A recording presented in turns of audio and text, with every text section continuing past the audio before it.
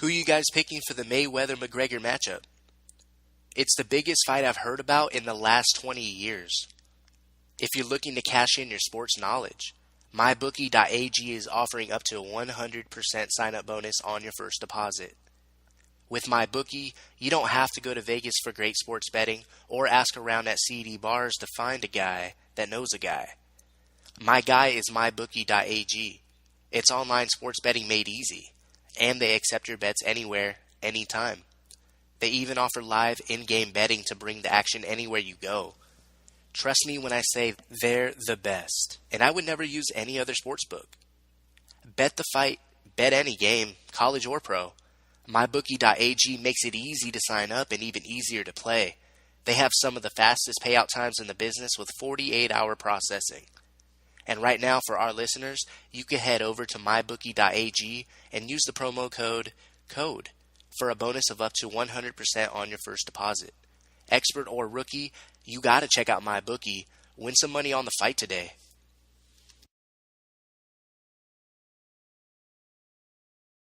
You are listening to the Awol Sports Podcast. Turn video. Wes Monell here, in the building for Awol Sports. What's up, diehards? I know, I went on a podcast hiatus. Always writing. Always doing something. So if you've been looking at the articles, some of you been commenting, liking. Thanks. That was pretty cool. Got a lot of NBA, NFL stuff up. We got a lot more coming up. Regular season. Football. Almost here. Dying to talk about it. I'm going to be a little bit patient, though, when it comes to that. I don't want to get hyped just yet. I've done it too much. For too long. I can't just, week 1 of the preseason, I'm super stoked. 3 weeks to go. Oh, football's back on TV. That's great. Yeah, it's great sign for week 1, which is great. I watch the starters. I mean, there's not enough time in the day or in the world or for anybody that you can watch everything. I love sports. I had to break it down. I love the NBA. I love the NFL. Those are what I cared about the most. I'll follow a little baseball here and there. I actually do still like some wrestling. And then I'll follow up on the big fights. One we'll talk about a little bit later. But yeah, not enough time in the day. Family man, work man. You have goals. You're busy. You got a life. So that's why I narrow it down in that way. And I'm like, yeah, okay. If I don't watch the college guys, no big deal. No disrespect. They're better than me. They're talented. They do their thing. I just don't have the time for amateurs. So that's, you make it to this level, boom. You get more coverage, right? So, plus I don't like the whole college system anyway. I won't get into that. You may agree, you may disagree. It's all good. I understand the college football atmosphere is amazing. I know. The atmosphere, it's way better. I won't contest that. College atmosphere, basketball, football, etc., better than pros. Unless you're at a pro huge Christmas Day NBA game, Cavs Warriors, or NBA playoffs, or NFL playoffs, or a big NFL game, or a rivalry NFL game, like Cowboys Eagles, the stuff that just must watch. It's a big deal. NFL playoffs. Playoffs. Yeah, playoffs. But moving forward, I get asked that question a lot. You're not into college? But how do you know about these guys? Well, I do my homework, Draft prospects, cool. I'll look into them. About to turn pro. All right. So then I'll check you out. Now you're on the stage. Now, and we're getting into our first segment here. Now Kyrie Irving is on the stage. Center stage. Yeah, he's been in the past three finals. He hit the big shot that sealed the deal to bring a title to Cleveland. Or to help bring a title to Cleveland. Now he's playing for a legacy? A franchise like the Boston Celtics? No disrespect to Cleveland. Some franchises just got it like that. History. Legendary. The Boston Celtics acquire Kyrie Irving. And that's what you can do when you allocate all of these assets. You have a good general manager in Danny Ainge. Good for them. There's a tea party going down right now. Good for them. Good for you, Danny. Good for Boston. They got the 1 seed and the 3rd overall pick.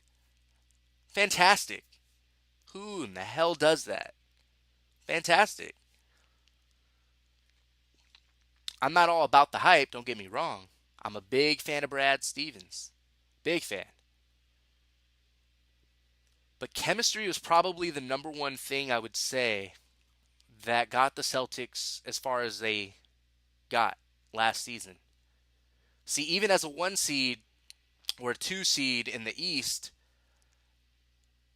you can get upset by a 4, 5, 6, whatever, and not go to the Eastern Conference Finals, the ECF. But Boston, that was sustainable. They did what the Atlanta Hawks did, the Indiana Pacers did, the Chicago Bulls did, not to count LeBron's teams with the Heat and Cavs. Those are the other teams that have gotten the number 1 seed the past several years. It was the Celtics' turn. They reached the ECF. How? Isaiah Thomas, to me, he's improved so much, especially from his Phoenix days. He's an all-star. Went to the Eastern Conference Finals, led the team, 28 points per game. Elite in the league, not just in the East. 28. He dropped 3 more points than Kyrie did.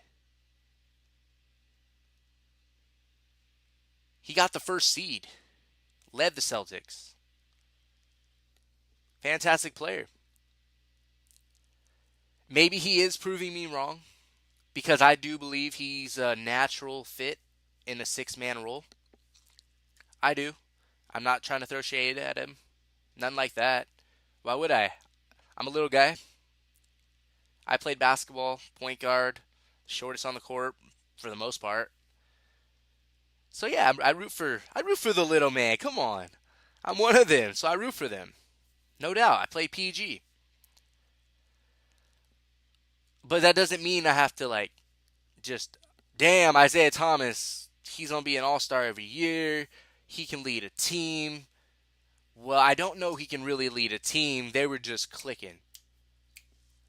And that's what some of the other Eastern Conference teams were able to do. D. Rose, Young, MVP year, Tom Thibodeau, defense, 50-plus wins. Boom. Paul George steps his game up to another level. The Pacers, they were deep at the time. Nice roster. Boom. Got it done. Atlanta, ultra-talented. Highlight factory. They did the same thing, but fell short. Now Boston, they weren't satisfied. They didn't settle. In one offseason, they got Gordon Hayward and Kyrie Irving. Another move they made under the radar, they picked up Marcus Morris, the former Detroit forward. It's a nice fit on offense. Whether you want to say they're going to go with Marcus Smart in the starting lineup or Jaylen Brown, second-year player, who I liked a lot, who went 3rd in the draft, who I thought was the third best player in the draft. So I'm glad Boston made the smart pick. But yeah, Marcus Smart or Jaylen Brown, whoever you want to throw in there. The other four guys we know are going to be IT4, Gordon Hayward, Al Horford, and Marcus Morris. Who are you going to leave open? They're going to hit it. They're going to hit their shots. They create for each other and for themselves. It's a dangerous team. Very versatile. That got better. A team that got the number one seed and the third overall pick and is coming off a season where they went to the ECF, added 2 All-Stars. Hell of a plan, hell of an offseason. They didn't budge. They didn't do something that they didn't want to do just for the sake of, oh, we're running out of time. We got to get these stars. Like Jimmy Butler, Paul George, not trading for Carmelo Anthony. They stood pat. They were patient. They knew they had leverage. They knew the position that they put themselves in, even if they didn't make these moves. Even if they had Kyrie and Jay Crowder today. Even if they kept Ante Zizic. A 7-footer. A 7-footer in the East, another body. Maybe you meet the Warriors again for a fourth time, as in the Cavaliers, who just picked up Zizic in the trade along with Crowder, IT4, and the Nets' first round pick next season. Yeah, kind of like the Celtics. They're going to be in the Eastern Conference Finals. They're going to have a top 3 pick. I think the Cavs are really deep. I don't just look at one trade and, oh, that's what they did. That's the whole body of work. Grade just this. Why? Everything's fluid. It's a story. Nothing's just this and boom, done. It's a story. They signed Derrick Rose and Jeff Green. 2 really good players. Now, there's a difference between average, good, really good, great. And then the lines start to blur when you want to throw in like all-star, star, superstar. Derrick Rose was a star. He was an MVP. In Chicago and the Midwest, a superstar. But I won't go as far to say he is that across the board. He had a great year. He had a great run in Chicago. He had a good season last year for the Knicks. Nothing special, but put yourself in his shoes. Coming back from 2, 3 knee surgeries and hurting your hamstring as a result, and having that in your head, back of your mind at least, kind of paranoid maybe, at least when you work out or do the leg work, the plyos, jumping. I don't know. I mean, at least I'd feel some of those things, if not all. And the dude came back. So, good season, but special to him. That's huge. That is so huge. And if you played sports, you would like, yep. Like during it, you're like, yeah, I wish I could do more. You're not liking that you have to make this adjustment, even if it's only a slight adjustment. It's tough. He went out there, he did it. It wasn't the greatest situation, New York, but he got a job. He started. He played well. Now he's back into the spotlight, playing side by side with LeBron James and Kevin Love. And most would agree, back in Chicago, Derrick Rose was the Bulls' offense, and then it was the rest of the guys and Tibbs just making sure they D up and grab the boards. Great game plan, especially in the East. It worked. It worked. Multiple 50-plus win seasons. But yeah, before the rise of Jimmy Butler, which I did see coming as a rookie, second year, not getting much burn, I was telling people, don't matter if you believe me or not, it's true. You can ask my boys, you can ask people I talk to. Call Jimmy Butler. But anyways, it was D Rose for the most part until he got hurt in that Sixers game. Game 1, in the fourth, blah. Melo wants to leave the Knicks, so don't get on D Rose because the Knicks didn't offer a contract or whatever. Psh. They did what they had to do last year. They waited last minute. They paid him a little bit of money, not a lot, and then they let him go. It was his rental. It was it was mutual. So now he's with LeBron, K Love.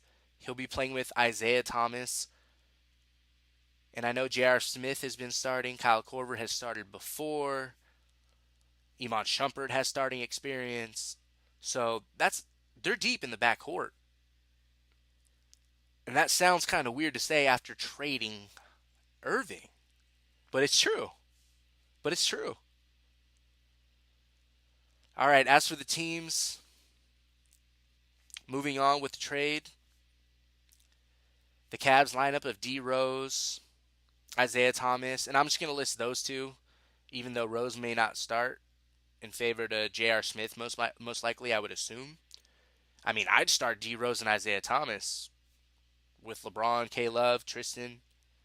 But even then, that'll probably be their crunch time unit, at least their final 4 or final 6 minutes of the game.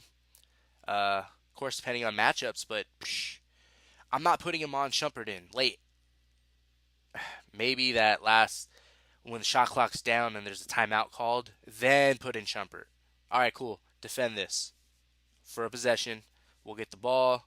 We have the lead. We're just gonna run it out. You can't get fouled because we're under 2 minutes or something. But yeah, you don't want that guy in the game because if he gets the ball, he has to make a decision. Kyle Korver, yeah, he'll get some burn. But if he's off the whole game, he ain't coming back in at the end until like, oh, timeout, offensive possession. Korver, you're one of the 5 guys on the floor that can all shoot a three-pointer if given the opportunity. We need a three. And they might be down 3.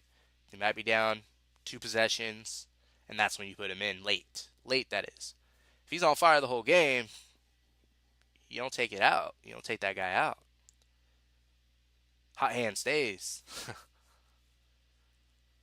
And J.R. Smith, he's hit big time shots. Yeah, he's faded away in games and in series.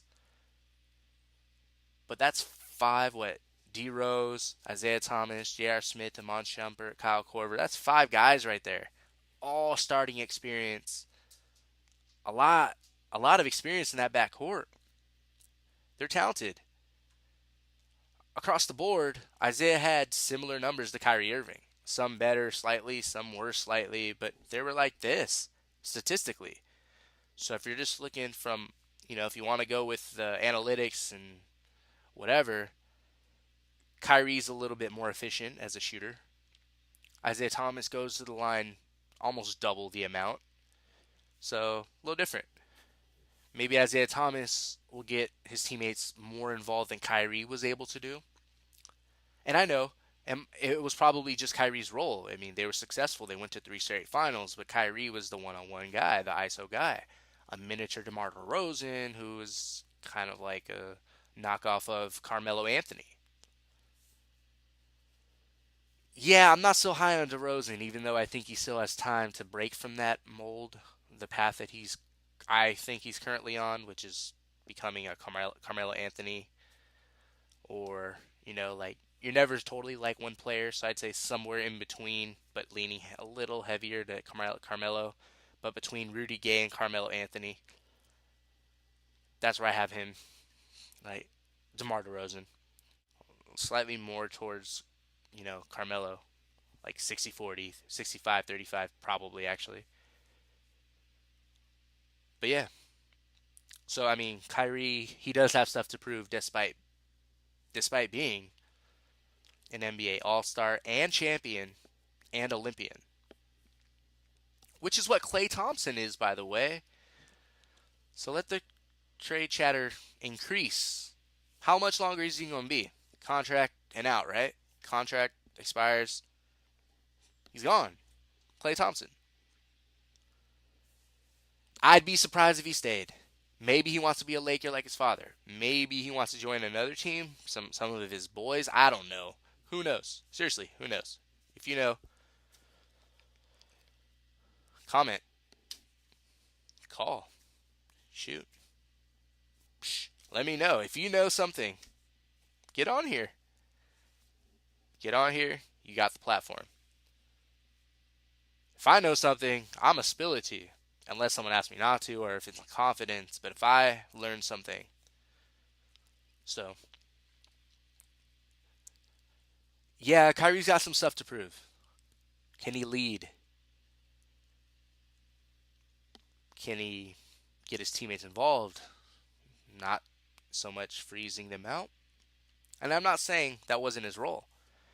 Probably was. You got the great LeBron James distributing, handling the rock, making the decisions. So, yeah, Kyrie's going to play the way he did. Maybe he has that ability like James Harden. Get traded from OKC, you inherit a team, or you don't inherit, you get the keys to the Rockets, and under Mike D'Antoni, Harden just is ridiculous. James Harden is an assassin, man. I think he'll improve. Like, he's already an MVP candidate and has been. He was second, as I thought he should have been. Man, he's improving. The assist, nice. He's handling the rock every play. He's making the decisions. He's not just standing there, Olay defense every single play. He'll have those moments, and it happens, especially to guys that aren't prolific on the defensive end. But I mean, he's there. You see him in the picture when his man's shooting or something. He's there. He's not just standing still. He's just not, you know, like he is on offense. He ain't like that. But it's cool. People have their roles. He plays a ton of minutes. He's one of the league leaders in minutes played. He's got that energy, that endurance, and that goes to show his off-season program. He's serious. Harden's serious about his game. You can see that in his elevated play, MVP caliber, leading a team, expanding, listening to a new coach, dropping dimes left and right. Boom. Playing like Steve Nash over there. That's what Mike D'Antoni was used to. So it's cool. So Kyrie, he has it in him. He's talented. And that's why he commanded more in this trade than IT4, despite having similar statistics. He's talented. Upside, clutch side. Psh. Kyrie got game. I know. But it remains to be seen how he plays. I believe in Brad Stevens. I really do. But they did lose that chemistry. We'll see. I think it will work. It will work. I think it will be a plus. I think they're going back to the Eastern Conference Finals. I think they're going to fall to the Cavs in a series in the ECF. But they're going to be there again. And the storylines are going to be great. Kyrie returns to play his former team, to play LeBron. Ooh, D Rose. He's back as a household name. He improved on last year's stats and another season under his belt with both legs beneath him. D Rose is back. Maybe not MVP back, but maybe he's all-star back, playing with LeBron, K Love, surrounded by shooters. Dang. Dang. So then you got D Rose against Kyrie. That's cool. That's the build up to whoever wins, most likely the Cavs against the Warriors, and those storylines that we're used to the past couple of years, but they have gotten incrementally better each time. Yeah, we're in tune for part 4. But the Celtics are going to be good. They're going to be tough. But they did lose some toughness. Here, I'll talk about the downside of the Celtics, and then we'll go to the pros. They lost Jay Crowder. I don't mean lost, but you know what I mean. They didn't lose. They made these decisions. They traded him. Jay Crowder, IT4. Zizic, I understand he may be an add-in, but that is a 7 foot body, a Euro guy, maybe talented. Don't assume, don't count someone out. He was a draft pick by the Celtics, who have had success with draft picks and all that stuff. So, and the Cavs picked him up in the deal. Whether it was a money thing or not, I'll take a 7 footer as an add-in any day, please. But yeah, Crowder, IT4, and they also how they got Marcus Morris was by trading Avery Bradley. That was a lot of their toughness right there, and they still have it with Marcus Smart, Marcus Morris, and then you got some veterans that are tough. Gordon Hayward and Horford has his moments. He has his moments, but yeah, they're dangerous and versatile. I just that's a little chemistry they lost, despite the boost in talent. That's a little toughness that they lost. But look at what they gained as well, which may, you know, overcome all that. They may beat the Cavs. I'm just not buying it, but they may beat the Cavs.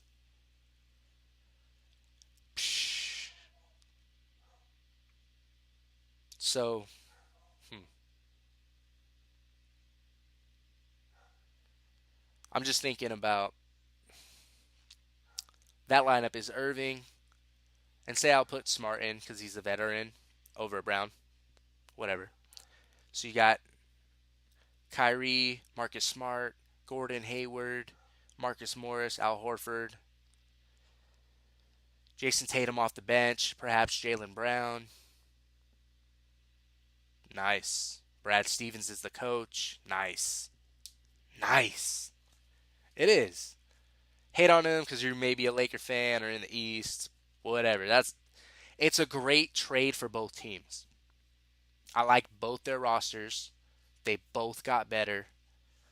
And you can tell not only by that trade, but by what led up to that trade. The drafting and the free agent acquisitions.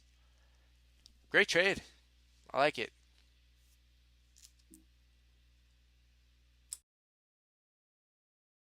Ever since I started this podcast, people have been asking for advice. Usually it's what team to bet on this week. You got Patriots or Steelers, Chicago or Detroit. Well, let me tell you this.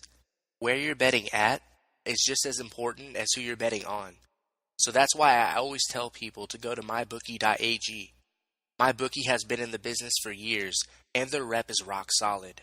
They do 100% cash bonuses, so off the bat you're making money for doing nothing. And they have the fastest payouts. Seriously, just 2 business days. You know who's going to win, right? Lay down some cash and win big today.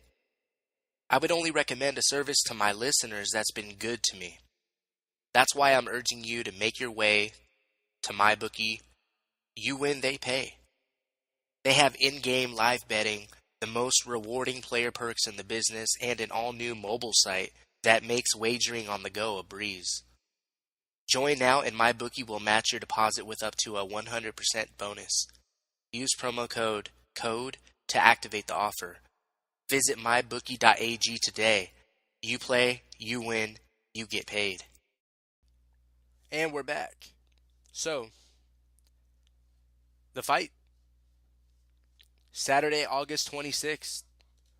Prime time. Floyd, Money, Mayweather.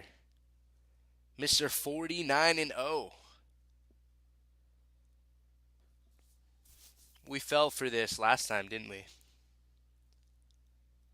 Don't we know what type of fighter he is? You really think a professional fighter in his own craft that's won 49 times, never suffered defeat,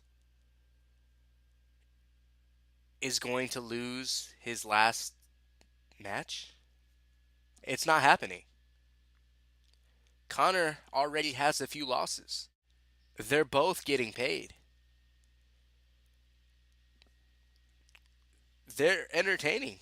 I'm entertained by them. The banter, crossing the line. Cool, so what?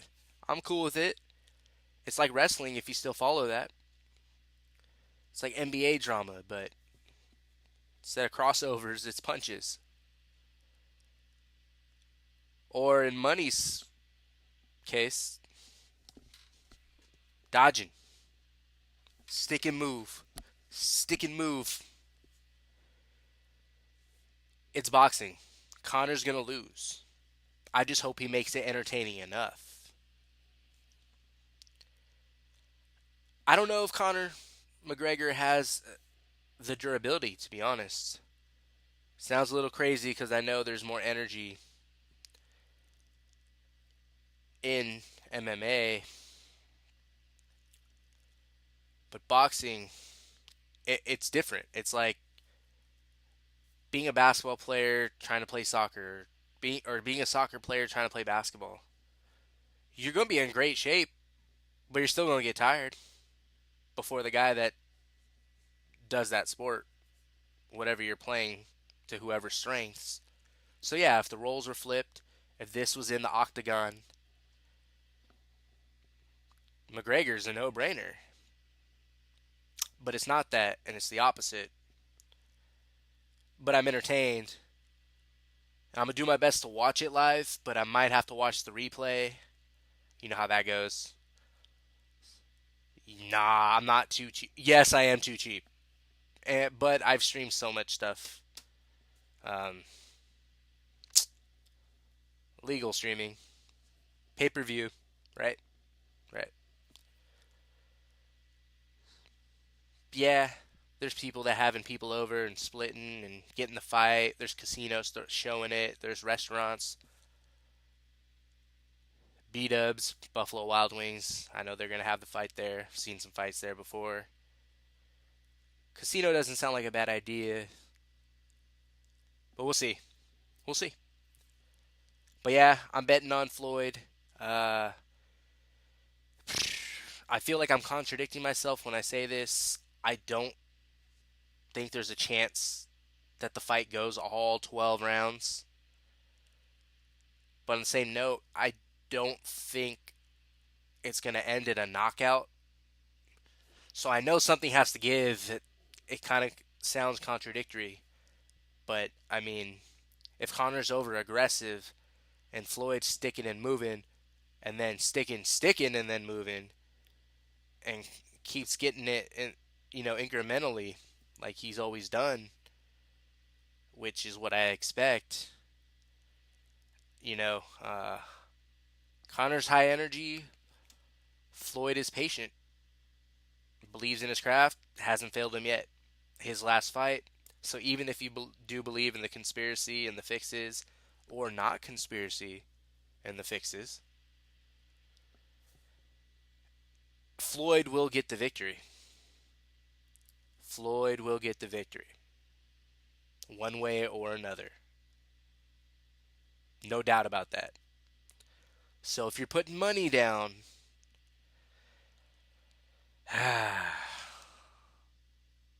it's going to go past 3, but it ain't going 12. So for rounds, use who you're going to use for advice. Whether you're listening to sports bookies, sports stations, advice from people you think are diehards. Okay, good luck. I'm not betting on that, but I will be betting on Floyd Money Mayweather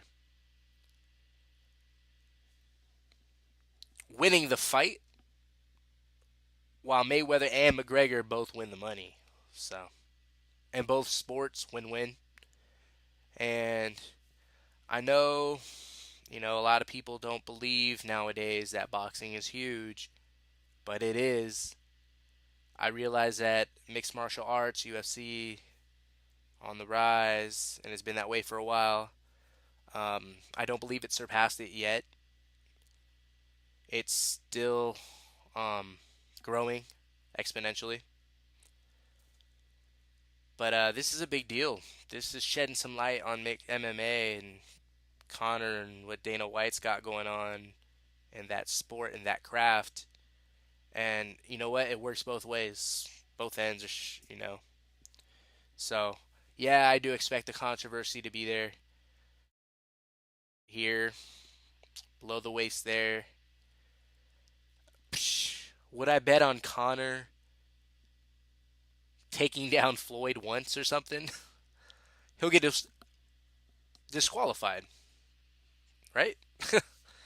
I mean, what if that's the plan? I don't know. By disqualification. I mean, hopefully they don't talk to Vince McMahon, or we might get that kind of ending. It's show business. Yeah, it's fighting, but these are entertainers, and this is showbiz. Watch it, cheer for Connor, because a lot of you will, because you're tired of Floyd, or cheer for Floyd because it's his craft and you understand and respect that, and you don't like Connor's mouth. But they're similar, and they're good at it. So yeah, catch the fight. Uh, Floyd in, I want to say 7 or 8. 7 or 8 Mayweather. But I feel kind of weak leaving it at one number or another. Like that's kind of weak. So we'll stay on the safer side of those numbers because Floyd isn't really the aggressor, the attacker. So I'll go Floyd Mayweather defeats Conor McGregor in the 8th round. The referee stops the fight.